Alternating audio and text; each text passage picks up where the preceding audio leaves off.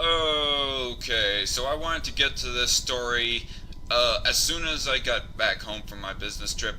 I have heard about this right before I left and have been wanting to do a response video ever since. Swiss village bans photography to stop people getting jealous on social media. Oh yes, jealousy, because it is such a terrible thing and should be banned because jealousy kills people! And will you look at that beautiful scenery? Ugh. Ugh. I think I'm gonna die, guys. Oh, it's killing me. Goodbye, cruel world. Ah. Jealousy will not kill a person. So, just right off the bat, just reading the title here from Heat Street, and I'll leave a link down below for the entire article, but just reading the title you can tell that this is some social justice crap right here.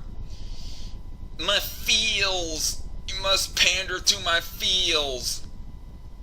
A village in Switzerland has banned all photography based on the claim that photographs of its overwhelming beauty were depressing the rest of the world. So what?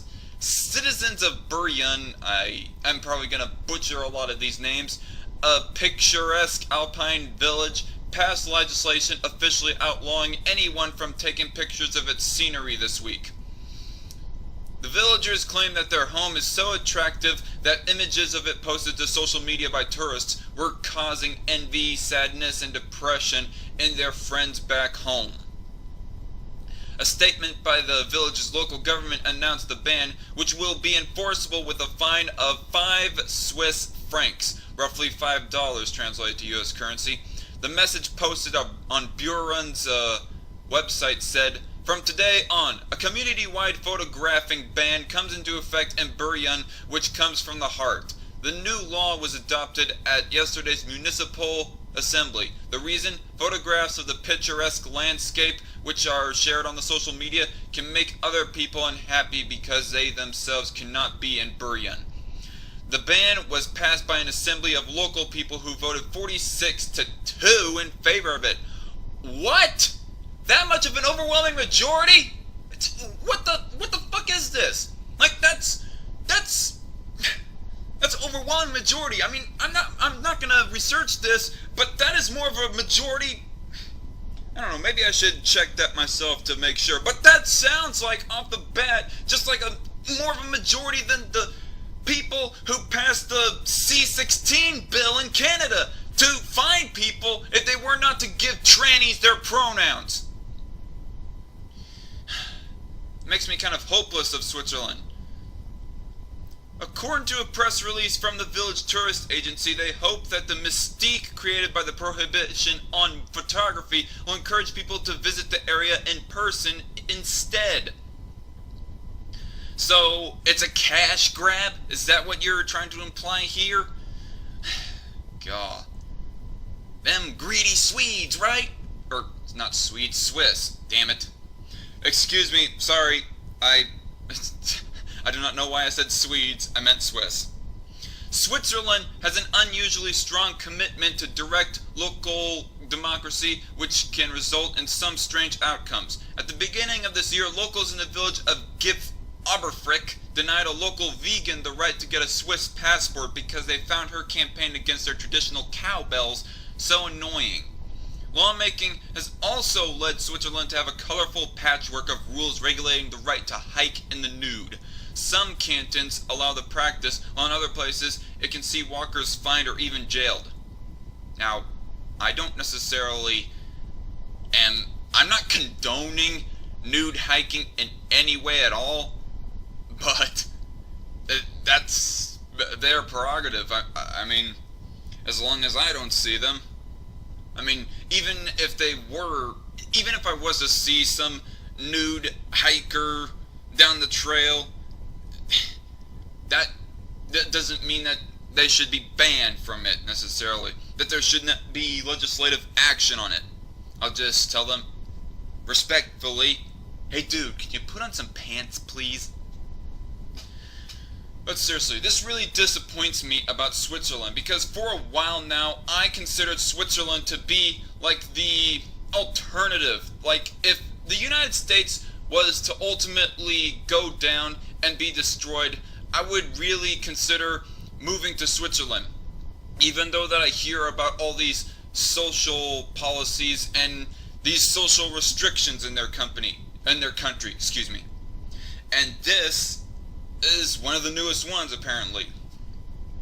I mean, they just keep on adding on to them.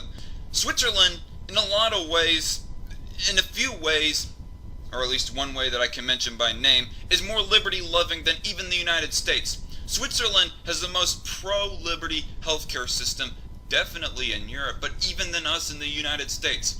Sweden has single-payer, Norway has a single-payer healthcare system, Denmark has a single-payer healthcare system, at least last I heard. The UK's dental service is crap, that I generally hear, and France has a doctor shortage. For that matter, even the UK has a doctor shortage. Us here in the United States, our healthcare, I will say wholeheartedly, is more socialist than Switzerland. Now, don't get me wrong, we don't have a full-on socialist single-payer healthcare system in the United States where the entire healthcare industry is ran by the government, but Obamacare is a step towards that. Obamacare mandates that if you have over 50 employees, that you must cover all of your employees. That is an anti-liberty stance that Obamacare has. And let's not forget the individual mandate. If you don't have health insurance, you as an individual, you will be fined via your tax return. I had to pay, I'm not going to mention the amount right here, but I had to pay a sizable sum. I had a gouge out of my bank account because of my tax returns being so high. I owed back money. A large sum of it was because of the individual mandate. It was probably for some other reasons as well, but a large portion of it, of why that I owed the government money in my tax return, was because I did not have health insurance for the last year. And I'm thinking that the Obamacare individual mandate is utter bullshit. And how Obamacare caused people to move their health insurance plans. They could not keep their original plan that they were satisfied with. It's the government trying to tell you what's best for you, trying to baby you around. And on Forbes magazine, on an article written by Avik Roy, he states that the most big government thing that Switzerland has regarding their healthcare systems is that the government subsidizes people's health insurance, helps pay it off. That's it. Everything else is privately done. And also the pro-gun rights friendly laws that Switzerland has. So they are fairly friendly to people who like to own their guns.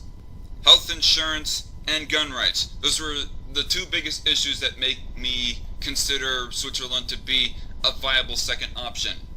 But with all of the social crap that's going on, all the social legislation, it makes me really want to rethink my options as Switzerland goes on more of this social justice warrior trip.